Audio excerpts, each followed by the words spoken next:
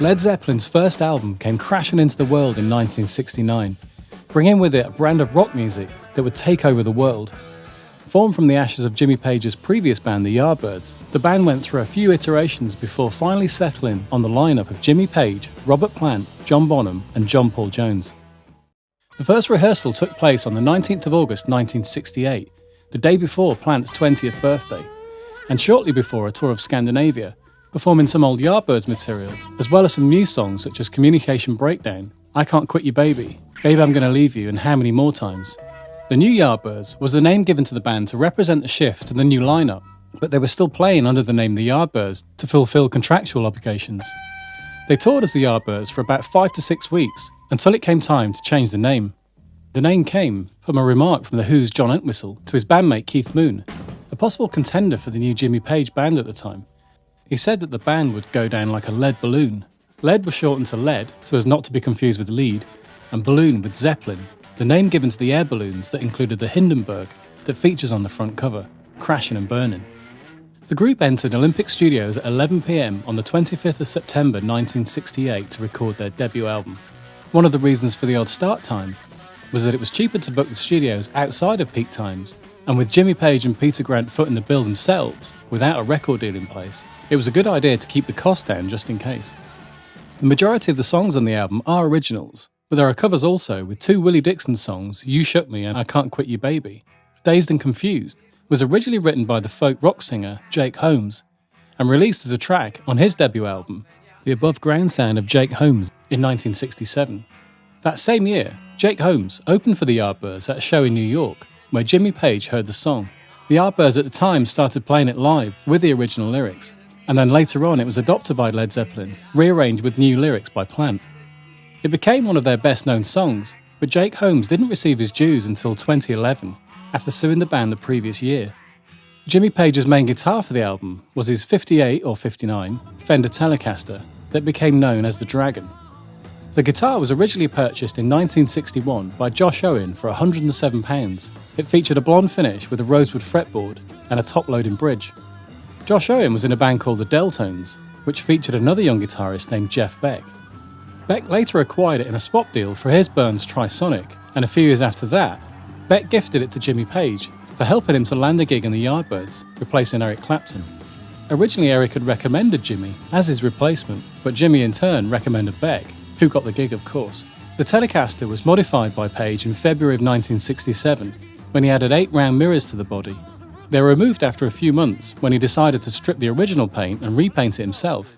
He also replaced the black pickguard with an acrylic one and added a diffraction film so that a spectrum of light would be seen when the light hit it. Jimmy said that he used the Telecaster for every song on the album except You Shook Me, which featured a Gibson Flying V. Somebody was trying to sell me a Gibson Flying V at the time. I don't know what made them think I could afford it, because I clearly couldn't. But I asked them if I could just try it out. I brought it into Olympic Studios and used it on You Shook Me. With those big humbuckers, it was so powerful, you can hear it breaking up the amp in the middle of the song. I could have tidied it up, but I really like hearing the amp struggle to get a sound out. It's really fighting through the electronics to get it out of the speaker. The acoustic guitar used on Baby I'm Gonna Leave You was another that wasn't his. Jimmy explained to Guitar Player magazine in 1977, that was a Gibson J200, which wasn't mine. I borrowed it. It was a beautiful guitar, really great. I've never found a guitar of that quality anywhere since. I could play so easily on it, get a really thick sound. It had heavy gauge strings on it, but it just didn't seem to feel like it. His main amplifier for the record was his Supro Coronado 1690T. He'd had the amp for a few years by the time of the recording of the first Zeppelin album, and it was heavily modified by then, after a repair. The amp had literally fallen out the back of a van while on tour, and the engineer that repaired it did so in a way that gave the amp a unique sound that Jimmy really loved, using what was available in England at the time, instead of like-for-like American parts. The preamp tubes were changed to Mullards, and the rectifier tube to a GZ34 and GE 6L6 power tubes. Jimmy's amp originally had 2 10-inch speakers, but this was changed to a single 12-inch. It was an American speaker that had been reconed with a British one though. It's thought that he also used Vox amps as well on the album, as he did throughout his career, but there's little information that I can find on this, so if anyone knows anything about it, please feel free to leave something in the comments. For pedals, he had the Solar Sound Tonebender Mark II for fuzz, a Maestro Echoplex EP2 for delays, and a grey Vox Wah. The Echoplex was used a lot for slapback style delay, to thicken double guitar parts in the studio. The other main use was the preamp of the EP2. It was used to push the front of the amps into natural overdrive by boosting the signal. Used a Vox wah pretty much exclusively in the early days of the band, and these were modified by Roger Mayer to suit Page's needs.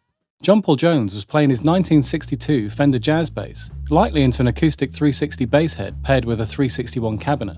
The type of strings he used has caused some debate over the years, with the man himself recalling that he ditched flat wounds for round wounds before his Led Zeppelin days, but due to the sound and his own admission in the past, he could have actually made the switch a few albums into his Zeppelin career. Of course, he wasn't just confined to the bass guitar.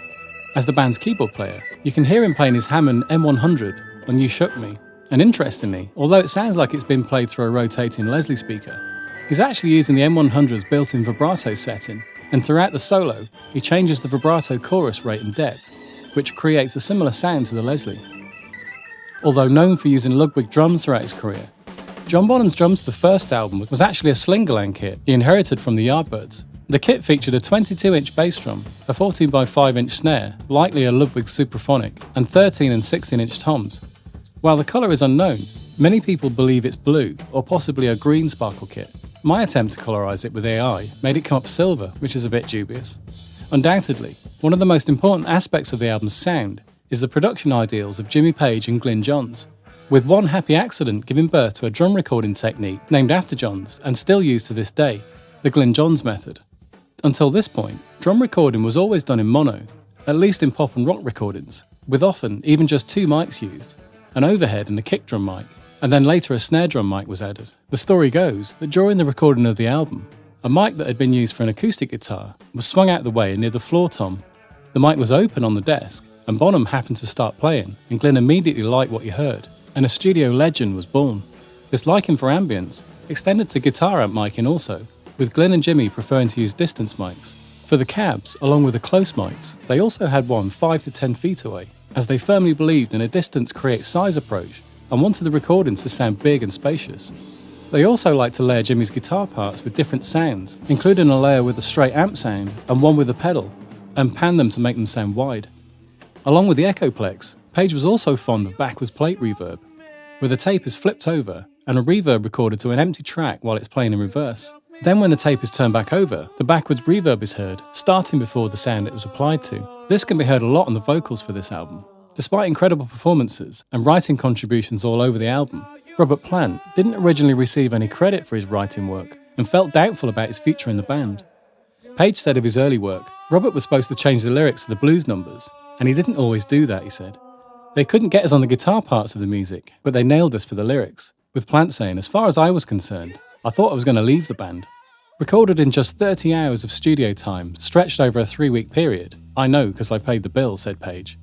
The album was released on the 13th of January 1969. Well, that was in the States at least. The UK had to wait another 2 months to get their copy. It's interesting to hear Glyn Johns raving about the album when working with the Beatles on their Get Back sessions. George, do you want to hear some of this Jimmy Page album? Jimmy Page? Yeah. Just produced an album with his new group. Is he the one that did the album? Yeah. Oh, but he's really, that is such a just so tight. John Paul Jones on bass. Right? John Paul Jones on bass. You don't even hear Jimmy Ayrton sessions. He's like the governor. He's very young, like 24. The governor bass player. Whole thing? Really good. And a kid called John Bonham on drums. I think he was on a session with Paul last year with somebody else. The reviews were poor initially, with Rolling Stone magazine saying that they have to find a producer, editor and some material worthy of their collective talents, calling Page a limited producer, and criticising his writing skills. It also called Plant as foppish as Rod Stewart, but nowhere near as exciting. Because of the bad press, Led Zeppelin avoided talking to them throughout their career. Although the press reaction to the album wasn't entirely negative, in Britain, the album received a glowing review in Melody Maker, with Chris Welch writing a review titled, Jimmy Page Triumphs, Led Zeppelin is a gas. Also, the public's reaction to their live shows saw the band growing in popularity, with the press and rock fans finally catching up to their uncompromising approach. Rolling Stone eventually changed their mind also, with the album ranked 29th on their 500 greatest albums of all time list, their highest charting album on that list. The album's raw, explosive qualities continue to thrill listeners to this day, and for those that were there, it will always remind them of the first time they heard this incredible band.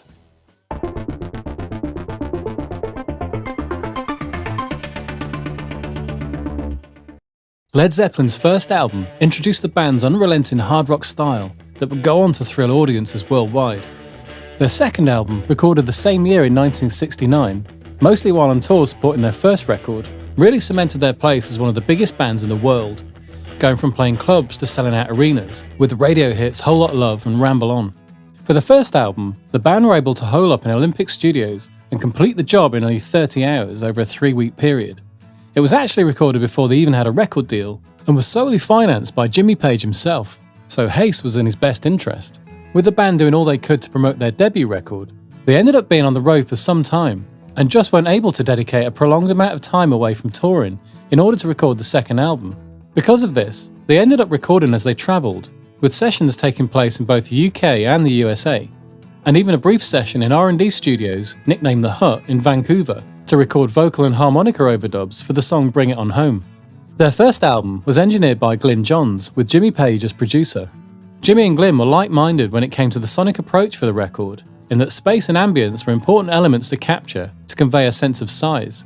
And this was a style that would continue into the recording of their second record. This method was crucially employed when recording John Bonham's drums, for example.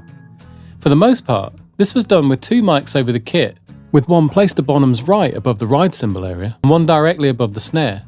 A third mic would be placed in front of the bass drum also, to catch the low frequencies not picked up properly by the overhead mics. This setup is known as the Glyn Johns method, and is important for the sound, but not the only important thing. Kramer recalls, "The thing that separated him from his contemporaries, which John and I discussed, was the thing about the drum kit being balanced. Not only from a tonal point of view, but from a volume point of view also. It was his belief that cymbals shouldn't overpower the drums. You should be able to put one microphone in front of the set, and it should work. In the 40s and 50s, there weren't mics all over the place, and some of those recordings were incredible. John came out of that way of thinking. The core was complete control and balance." Eddie remembers using the Neumann KM54s for the overheads, and an AKG D30 on the kick drum.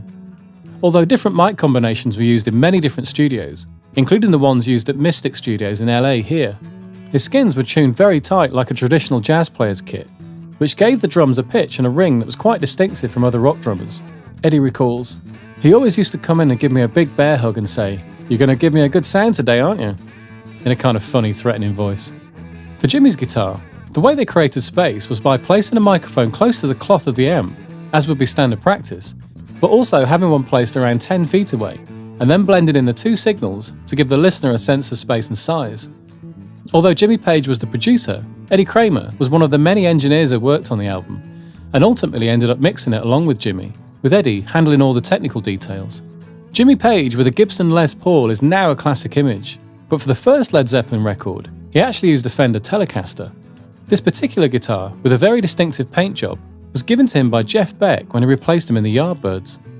Jimmy had experience of using a Les Paul live, as he had a 3-pickup Black Beauty along with the Telecaster. This encounter left him impressed with how the guitar's humbucker pickups offered more options when it came to feedback control, and it was at this point that Joe Walsh offered him his 1960 Les Paul Sunburst for $1,200 while he was on tour in the States playing at the Fillmore East in New York. Jimmy snapped this up and it became his #1 from then on, and it was the main guitar he used on Led Zeppelin II. It wasn't stock when he bought it from Walsh, as the neck of the guitar had been shaved down, which actually shaved off the serial number, meaning it became impossible to properly date. It could be a 1959 or a 1960. The pickups were original Seth Lover PAFs, as was stock at the time. Jimmy said about the Les Paul, "I played it on Whole Lot of Love and What Is and What Should Never Be, and then decided it was for me. It was definitely going to be the Les Paul from then on. I always wanted to make a change for each album sonically, and that was my first decision for Led Zeppelin II." Another guitar that definitely featured on the album was his '67 Vox Phantom 12. The acoustic parts were played on his Vox Country Western model. This can be heard very prominently on Ramble On. The Vox Country Western is really a rebadged Italian-made Echo 6. This is a fairly inexpensive brand and even has a bolt-on neck. Jimmy's main amps at the time were the Marshall Super Lead and Marshall Super Bass. His Super Bass was modified by Tony Frank, and it's unclear what these mods entailed, as it's quite possible to effectively turn a Super Bass into a Super Lead. Some say his main recording amp from Led Zeppelin II onwards was the Super Bass, but it's likely both were used over the years, and it's very hard to judge from pictures as they look identical from the front. He also used a Vox UL 412 hybrid amp head in the studio, an amp he'd been using since the Yardbirds days. The amp was known as the Super Beetle, as it was Vox's response to the Beatles requesting a higher powered amp in order to be heard over their screaming fans.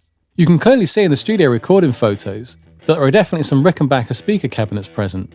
This is the transonic cabinet that Jimmy had originally paired with the Vox, and it's likely that the cabinets contained Altec 417 speakers, although this can't be confirmed for sure. The Vox amp and Rickenbacker cabinet combination was what he used to record Whole Lotta Love, and for the Solar Sound tone bender and the Vox wah slightly dipped to accentuate the mid-frequencies.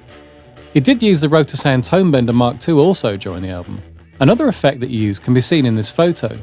This is the Long Tom Echo Deluxe by Vox that was initially made popular by Hank Marvin of the Shadows. Whole Lotta Love also has a theremin part played by Jimmy. This occurs in the breakdown and is followed by another very distinctive part. Eddie Kramer recalls, "The whole thing with Jimmy was that we liked to leave in little mistakes and ad-libs. It added to the whole vibe, so on Whole Lotta Love we left in that cough at the beginning. Then on Robert's way down inside vocal part, we found that we had leakage from track 8, a previous vocal track that we couldn't seem to lose. So Jimmy and I cranked up the reverb and left it in. Big mistake? Happy mistake." An example of the recording complexities caused by the relentless touring schedule meant that this song, like most of the album for that matter, was recorded at different times in many different studios. For example, Whole Lotta Love kickstarted the sessions at Olympic Studios in April '69, moving on to A&M Studios in Hollywood for further overdubs, and actually finished at A&R Studios in New York. They were all over the place, Kramer says of the sessions. They had this huge truck of tapes, and once they were assembled, he and Page completed the mixes in just 2 days, on August 29th and 30th at A&R Studios in New York, on the most primitive console you could imagine, with only 2 pan pots available, Kramer said. Fortunately, a lot of submixing had been done previously, so some tracks contained the multiple instruments, and in many cases, basic effects had also been committed to tape at the time of recording. But that didn't keep Kramer and Page from creating more effects and making the most of these 2 pan pots. They were able to dramatically move instruments and vocals from one side of the stereo field to the other, such as during the middle section of Whole Lotta Love, and towards the end of What Is and What Should Never Be, and also for creating more subtle stereo effects using reverb and delay. Of course, when talking about the effects used on Led Zeppelin II, it's interesting to note that while the studio was equipped with Pultec equalizers, Teletronics limiters, and other now classic gear, there were no effects processors in the modern sense. Reverb was generated via 3 EMT 140 plates, and delay was achieved using a 3-head reel-to-reel tape recorder. The delay results in the time it takes for the tape to physically travel between the record and playback heads. Another example of effects created using reel-to-reel tape recorders is the strange vocal sound on the chorus of What Is and What Should Never Be, produced by Phasing Plant's voice using 2 synchronized tape recorders. The same track was played back simultaneously on 2 machines at the same time, with the tape in one machine playing tape that was uneven. This produced a warbling effect by modulating the second playback in and out of phase with the first. Less obvious production techniques used throughout the album include panning a guitar or other instrument to one side of the stereo field and position a reverberated version of the same sound to the other, as on the opening riff to Whole Lotta Love. Page was also fond of backwards reverb, where the tape is flipped over and the reverb recorded to an empty track while it's playing in reverse. Then when the tape is turned back over, the backwards reverb is heard starting before the sound it was applied to. Page had said that he used this on the slide part during the chorus of Whole Lotta Love, and at other points on the album. John Paul Jones' setup for the album was his 61 Fender Jazz bass, played through an acoustic 360 bass head and 361 cabinet. No longer in production, this was quite a common setup for rock bassists at the time, and it was used both live and in the studio. Robert Plant felt that this album was quite a turning point for him as a vocalist. After feeling that he didn't get any credit for his work on the first album, he began to have severe doubts about his ability to carry on. During Led Zeppelin I, as far as I was concerned, I thought I was going to leave the band anyway. I didn't feel that comfortable because there were a lot of demands on me vocally, which there were all the way through the Led Zeppelin thing. And I was quite nervous, and I didn't really get into enjoying it until the second album. I think the vast majority can agree that he sure did get into it, as the vocal performances are truly incredible and iconic.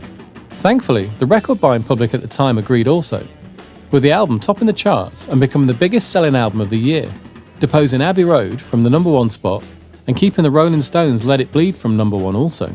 It marked a shift for the popularity of heavier rock, and the band of course went on to make many more classics, with their blueprint now firmly defined.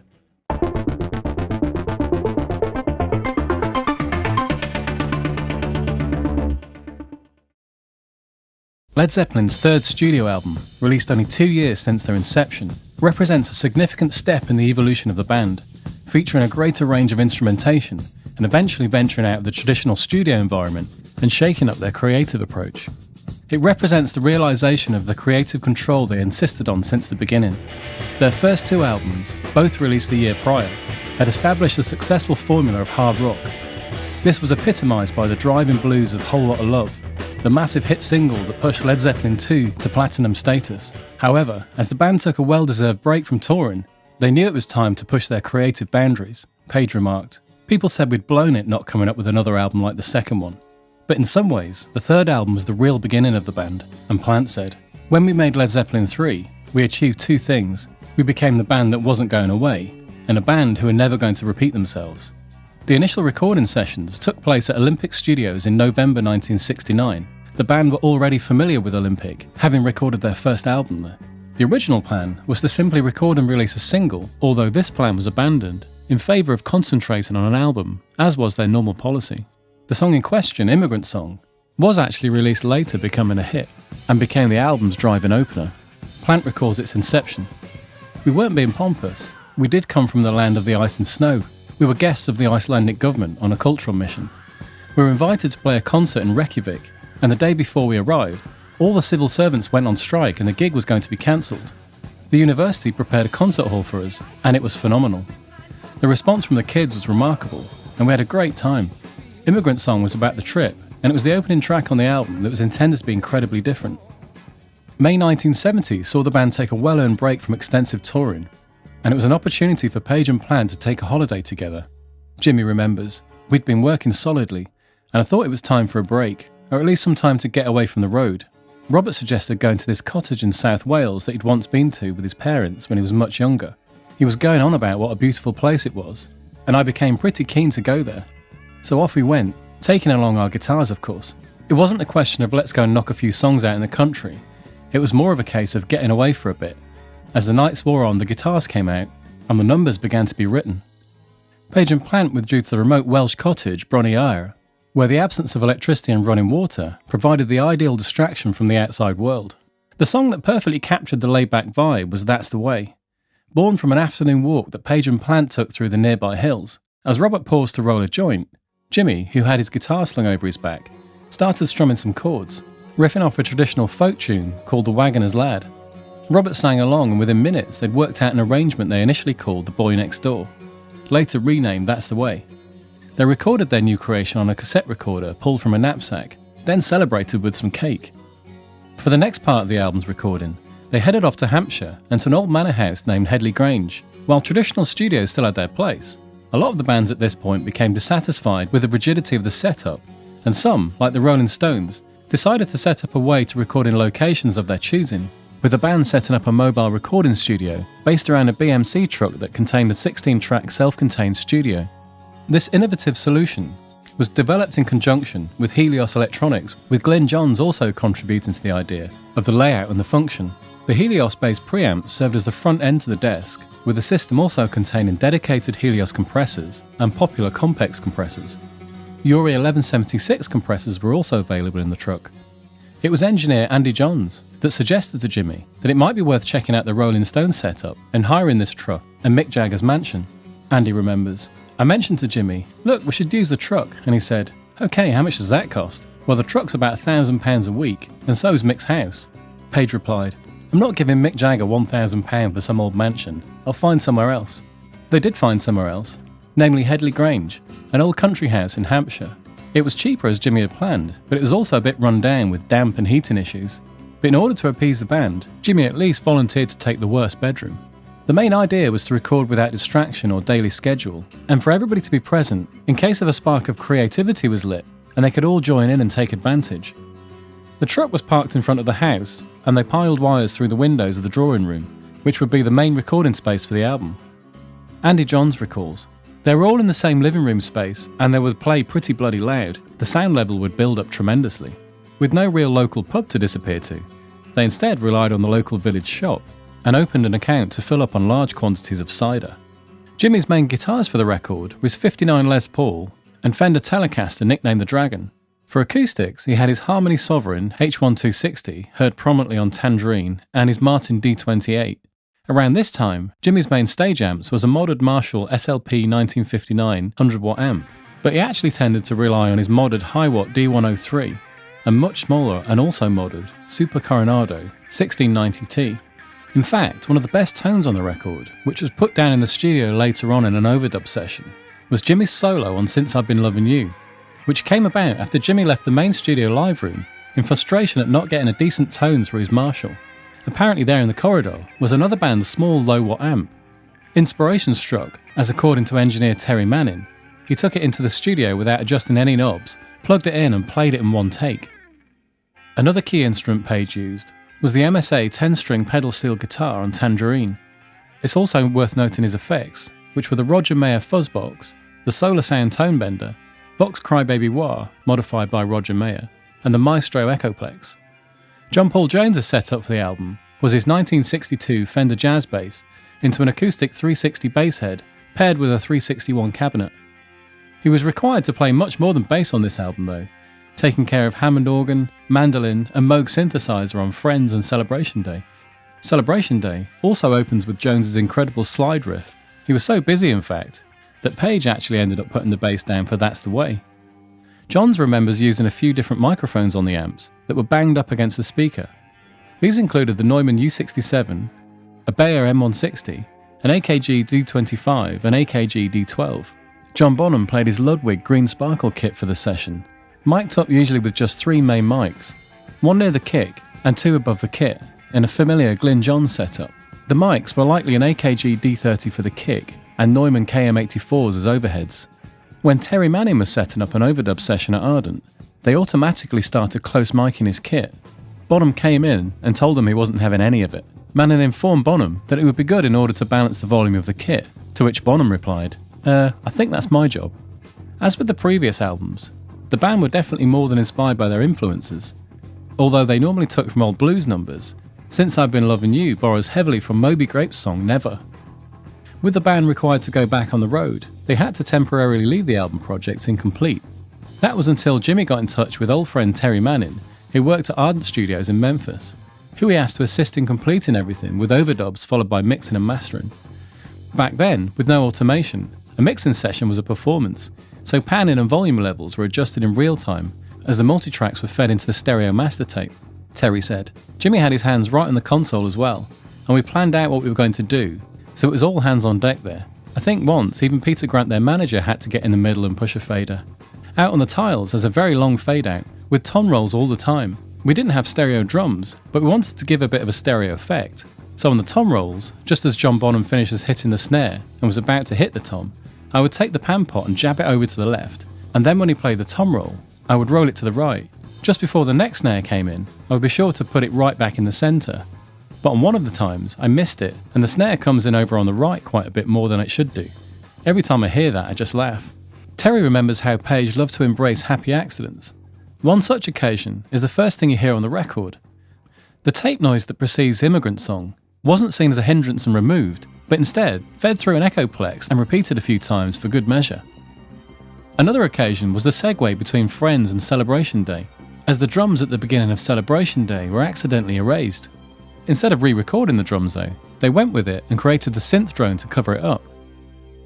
The album's release was hugely anticipated, with pre-orders of over 1 million records. The new direction was mainly well received, but some critics bemoaned the lack of a new Whole Lotta Love, with the second side of the album being almost exclusively acoustic. Andy Johns recalled, there'd been a bit of a backlash about the Zepp 3 album, being more of an acoustic type thing. The album sold well, but there were some complaints about what had happened to Led Zeppelin, like, where's the meat? Today, it holds up as one of their best works, and a key shift in their sound, so not only is it a great album, but an important part in the Led Zeppelin story.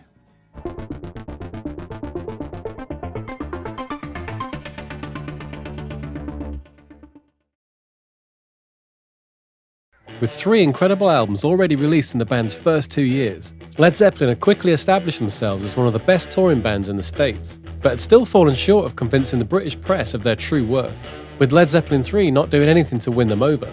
The band regrouped, however, to create an undeniable album that became the biggest selling record of their career, with songs like Stairway to Heaven, Black Dog and Rock and Roll. Writing for the album began at their retreat in the Welsh mountains. Their cottage in Bron Ra proved to be a perfect getaway from the madness of the rock and roll excess that the group were throwing themselves into by this point, and allowed them to focus on writing the best songs they could.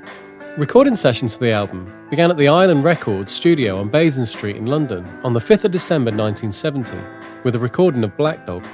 The title of this song was inspired by a Labrador retriever that they had encountered during the recording of Led Zeppelin III. Apparently the dog would disappear off into the night and return the next morning looking exhausted. Robert Plant imagined the Labrador meeting up with a lady dog and wrote lyrics along this theme. The recording of Jimmy's Les Paul on this song was far from the conventional microphone picking up a cranked amp approach. In order to get the distinctive sound we hear on the record, Jimmy instead plugged his guitar straight into the console and used two URI 1176 compressors in series to get that clipped fuzz sound. He also layered this part 3 times to fill it out, as the direct sound can be quite thin when left just on its own. For the next part of the album's recording, they headed off to Hampshire and to an old manor house named Headley Grange. The band had used this location for part of the Led Zeppelin III recording sessions previously. Whilst traditional studios still had their place, a lot of bands at this point became dissatisfied with the rigidity of the setup, and some, like the Rolling Stones, decided to set up a way to record in locations of their choosing, with the band setting up a mobile recording studio based around a DAF F1600 turbo truck that contained a 16-track self-contained studio. This innovative solution was developed in conjunction with Helios Electronics, with Glyn Johns also contributing to the idea of the layout and function.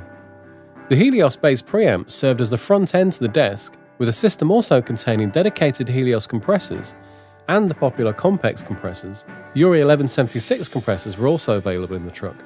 It was Andy Johns, who also engineered Led Zeppelin III, that suggested to Jimmy that it might be worth checking out the Rolling Stones setup and hiring the truck at Mick Jagger's mansion. Andy remembers, "So I mentioned to Jimmy, look, we should just use the truck." And he said, "Okay, how much does that cost?" "Well, the truck's about £1,000 a week, and so is Mick's house." And Page said, "I'm not giving Mick Jagger £1,000 for some old mansion. I'll find somewhere else." They did find somewhere else, namely Headley Grange, an old country house in Hampshire.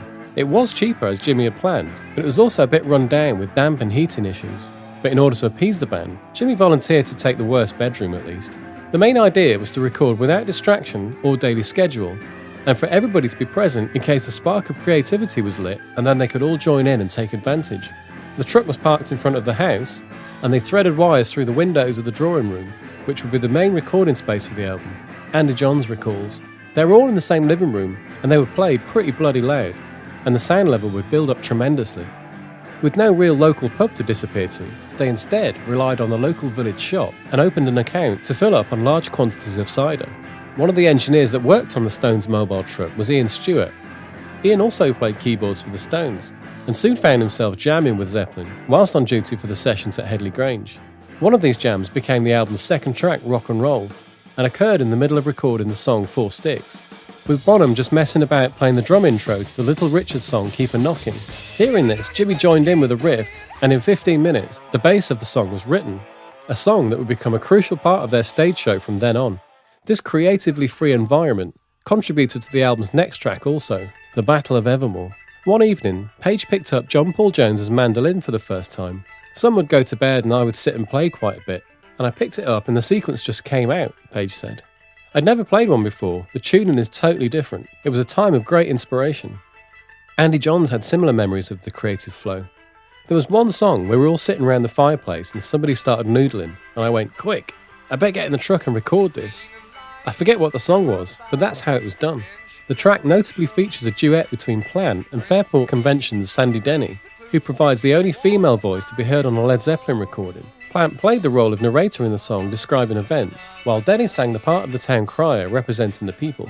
The album's fourth track, Stairway to Heaven, is perhaps the most enduring song the band ever produced. Jimmy already had the bulk of the music written beforehand, with Plant writing the lyrics at Headley. The actual recording, however, was completed at Island Studios. The recording is definitely the most diverse in terms of instrumentation, with John Paul Jones not only playing bass, but playing the opening parts recorder, along with the electric piano later on in the song. This particular electric piano wasn't a Rhodes or a Wurlitzer, but the more unusual Hohner Electric Piano T. It's similar to both the Rhodes and the Wurlitzer, in that it has a Tyne Reed type electromechanical action. Jimmy played the Fender 12-string electric along with his Sovereign H1260 for the iconic acoustic guitar parts. For the solo, he used the old combination of his Dragon Telecaster he got from Jeff Beck and a Supro 1690T Coronado. This smaller amp was heavily modified after an accident, so it wasn't at all stock by this stage. Later on for live performances, Jimmy used the Gibson EDS 1275 double neck guitar to be able to play the 12-string chord parts and play the solo also. Although it's possible his Marshall Super Leads were at Headley, Andy Johns remembers that Jimmy was favouring his Hiwatt Custom 100 into a 4x12 cabinet by this stage for recording duties. He also remembers using a few different microphones banged on the speaker during the sessions, including a Neumann U67, a Bayer M160, an AKG D25 and an AKG D12. Misty Mountain Hot was written at Headley and again features John Paul Jones playing the electric piano. The title is taken from Tolkien's The Hobbit, but the lyrics actually deal with a clash between students and police over drug possession. For the next song on the album, John Paul Jones switched to the VCS3 synthesizer for the keyboard parts. The song was named 4 Sticks after John Bonham's technique of using 2 sticks in each hand to play the drum part. This gave it a really interesting flam effect. The penultimate track on the album, Going to California, sees Jimmy picking up the mandolin again, contributing to the folky feel of the track and complementing his 6 and 12-string acoustic guitar parts perfectly. For the album's final track, When the Levee Breaks, we hear one of the coolest drum sounds ever put on record, and over the years, there's been much speculation as to how this sound was achieved. At some point during the recording, Andy Johns experimented with moving the drums out of the drawing room for a bit of separation between the instruments. Putting them in the lobby of the house took advantage of the high ceilings due to the staircase above. 2 Bayer Dynamic M160 ribbon microphones placed over the staircase banister were fed to 2 compressors set to a high compression ratio, bringing out as much tone and sustain as possible. Although the space gave the sound of the drums more natural reverb, it wasn't the only ingredient that was important to the sound. The slapback echo that you hear isn't natural to the acoustic space, but actually achieved using the Binson Echo Rec magnetic disc delay unit. This process made John Bonham a very happy boy when he heard what they created, and said it was the first time he was truly happy with his drum sound. The harmonica sound on the record was achieved by putting Robert's harp through an old Fender Princeton amp, with 1 speaker missing and the tremolo on. Amazingly, the Rolling Stones truck was only hired for 6 days, so a lot was accomplished in that short amount of time. And once the basic tracks were all recorded, they returned to Basin Street for 5 days of overdubs, before Jimmy and Andy Johns headed off to Sunset Sound in Los Angeles for mixing.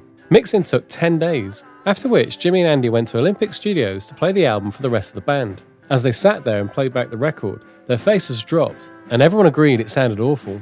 The problem was, the monitor speakers had just been replaced at Sunset, and Andy wasn't used to them. A classic error when it comes to mixing. But considering Andy was only 20 at the time, that oversight becomes more forgivable. Andy recalls, "I put the tape on, and the first song goes by and sounds bloody awful. And then the second one comes along, and that's horrid too.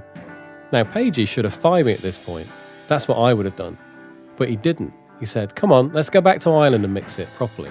That remixing session would be the last time Andy Johns worked with the band." Led Zeppelin IV was eventually released in November 1971 after a long fight with Atlantic Records over the cover art. Page insisted that the record sleeve have no pictures of the band and be nameless also. Even the band members' names were left out, with different symbols representing each member instead. This decision was initially rejected by the record company, but the band refused to hand over the master tapes until they agreed. While critics were still cold on the band's new offering, the record-buying public loved it. The band went on to become one of the biggest rock and roll bands in the world, and more than 50 years on, Led Zeppelin IV often tops the polls as the band's best album, and one of the best albums ever made.